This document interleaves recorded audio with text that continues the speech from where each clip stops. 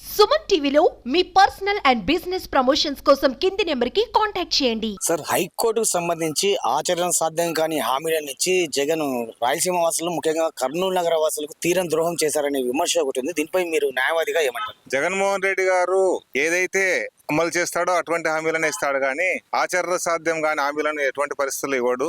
ఎందుకు ఈ మాట చెప్తా ఉన్నామంటే, మేము 2017లో ఆయన ప్రజా సంకల్ప యాత్ర ఇక్కడ కర్నూలు జిల్లాకు వచ్చినప్పుడు మేము ఒక చిన్న రిప్రజెంటేషన్ ఇవ్వడం జరిగింది లీగల్ న్యాయవాదుల తరపున. ఆ రిప్రజెంటేషన్ యొక్క సారాంశం ఏమంటే, న్యాయవాదులకు 100 కోట్లు కేటాయించాలని చెప్పేసి, జూనియర్ న్యాయవాదులకు 5,000 రూపాయలు స్టైఫండ్ ఇవ్వాలని, అదేవిధంగా కర్నూలులో హైకోర్టు ఏర్పాటు చేయాలని చెప్పేసి ఇవ్వడం జరిగింది. నేషనల్ లా యూనివర్సిటీకి శంకుస్థాపన చేయడం కూడా జరిగింది. కర్నూలులో న్యాయ రాజధాని ఏర్పాటు సాధ్యం కాదు, కొన్ని న్యాయపరమైన చిక్కులు ఉన్నాయి. ఈ ఏర్పాటు సాధ్యం కాని నేపథ్యంలో కేవలం హైకోర్టు బెంచ్ మాత్రమే వచ్చే అవకాశం ఉంది అని కొంతమంది న్యాయవాదులు అంటున్నారు. దీనిపై మీరేమంటారు? గతంలో చంద్రబాబు నాయుడు గారు హైకోర్టు బెంచ్ ఏర్పాటు చేస్తా అని ఇక్కడ చెప్పడం జరిగింది. అతను ఏమైనా దాని మీద స్టెప్స్ ఏమైనా తీసుకున్నాడా? ఇంతవరకు ఎటువంటి ఆచరణ సాధ్యం గాని ఆయన చేసి దాన్ని ఎటువంటి కార్యరూపం దాల్చకుండా మళ్ళీ ఎన్నికలకు రావడం జరుగుతుంది. ఆయనకి ఎప్పుడైతే ఎన్నికలు గుర్తు వస్తాయో అప్పుడు రాయలసీమ వాసులు గుర్తొస్తారు కానీ తర్వాత రాయలసీమ వాసులు గుర్తురారు. అదే జగన్మోహన్ రెడ్డి గారు 2019లో ఏవైతే హామీలు ఇచ్చాడో ఈ రోజు ఆ యొక్క మేనిఫెస్టోను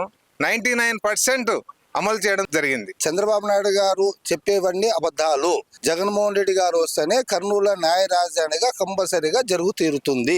గతంలో ఈ నిర్లక్ష్యం వహించడం వల్లనే అన్ని ప్రాంతాల అభివృద్ధి కాక తెలంగాణ ప్రత్యేక రాష్ట్రం ఏర్పాటు చేసినారు. కాబట్టి ఇప్పుడైనా కూడా ప్రతి ప్రాంతంలో రాయలసీమలో కానీ, ఉత్తరాంధ్రలో కానీ, దక్షిణాంధ్రలో కానీ అన్ని ప్రాంతాలు అభివృద్ధి చేయాలనే ఉద్దేశంతోనే ఆ రోజు శ్రీకృష్ణ కమిషన్ చెప్పిన నివేదికల ఆధారంగా, రామకృష్ణారావు గారు కమిటీ చెప్పిన నివేదిక ఆధారంగా ఈ రోజు జగన్మోహన్ రెడ్డి గారు అదే పద్ధతిలో ఒకవైపు శాసన రాజధాని, మరోవైపు న్యాయ రాజధాని, ఇంకోవైపు కార్యనిర్వాహక రాజధాని, ఇట్లా అన్ని ప్రాంతాలను అభివృద్ధి చేయాలనే ఉద్దేశంతో 3 ప్రాంతాల్లో 3 అభివృద్ధి కేంద్రాలను ఏర్పాటు చేయడం జరుగుతుంది. ముగ్గురు కాదు 10 మంది 30 పార్టీలు ఏకమైనా కూడా జగన్ ను ఓడించలేవు. కారణం ఏంటంటే ఆయన ఒక పద్ధతిలో ఉన్నారు. వాళ్ళకి పద్ధతి లేవు, పాడలేవు. కాంగ్రెస్ కలుస్తారు, బీజేపీ కలుస్తారు, అన్నింటిలో కలుస్తారు. అంతేకాకుండా కర్త కర్మ క్రియ అన్నిటికీ ఒక చట్టం దాని ల్యాండ్ యాక్ట్ కు జగన్మోహన్ రెడ్డి అంటున్నారు. ల్యాండ్ యాక్ట్ కి అది సెంట్రల్ గవర్నమెంట్ వాళ్ళే ఒప్పుకుంటున్నారు. దాంట్లో ఇంకా మేము అమెండ్మెంట్ చేస్తామంటున్నారు. అది చట్టమే కానీ దాన్ని పట్టుకొని ఈయన ల్యాండ్ లైట్లింగ్ యాక్ట్ తెచ్చారు, దేశాన్ని ముంచుతున్నారు అని అబద్ధాలు. కర్త కర్మ క్రియ అంతా చంద్రబాబే గాని జగన్మోహన్ రెడ్డి కాదు. స్పష్టమైన చట్టం తెస్తున్నాడు. అది మంచి జరుగుతుందని ఆశిస్తాము. ఆ విధంగానే చేస్తారు. ఇప్పుడున్నటువంటి ప్రభుత్వాధినేత శ్రీ వైఎస్ జగన్మోహన్ రెడ్డి గారు ఆనాడు శ్రీబాగ్ ఉడంబడిక ఏదైతే ఉందో November 16, 1937 నాటి ఉడంబడికనే జగన్మోహన్ రెడ్డి గారు అమలు చేయాలనే ఉద్దేశంతోనే అన్ని ప్రాంతాలు అభివృద్ధి చెందాలి, మరి సపరేట్ రాష్ట్రం రాకూడదనేటువంటి ముందు చూపుతోనే ఆయన విశాఖని పరిపాలన రాజధాని, అమరావతిని శాసన రాజధాని, మరి కర్నూలు న్యాయ రాజధానిగా చేయడం జరిగింది. తప్పనిసరిగా ఏ ప్రభుత్వం వచ్చినా రాయలసీమకి న్యాయం జరగాల్సినటువంటి అవసరం ఎంతైనా ఉంది. దాని విషయంలో మీ న్యాయవాదుల్లోనే భిన్నాభిప్రాయాలు వ్యక్తమవుతాయి. ఎందుకని ఈ విధంగా పరిస్థితి నెలకొందంటారు? అడ్వకేట్స్ లో ఎలాంటి భిన్నాభిప్రాయాలు లేవండి. న్యాయ రాజధాని విషయంలో జగన్మోహన్ రెడ్డి గారు చాలా మంచి ఆలోచన చేసినారు. పరిపాలన వికేంద్రీకరణ అనేది ఎందుకంటే ప్రజలకు ప్రతి ఒక్కరికి కూడా సమన్యాయం అనేది ఉండాలి. ప్రతి ఒక్కరు ఇప్పుడు ఎక్కడో ఇంతకుముందు హైదరాబాద్ లో హైకోర్టు ఉంటే తిరుపతి నుంచి దాదాపు పోయేవాళ్ళు. ఇప్పుడు కర్నూలు న్యాయ రాజధాని అనేది ప్రతి ఒక్కరు కూడా సౌలభ్యంతో కూడుకున్న పని.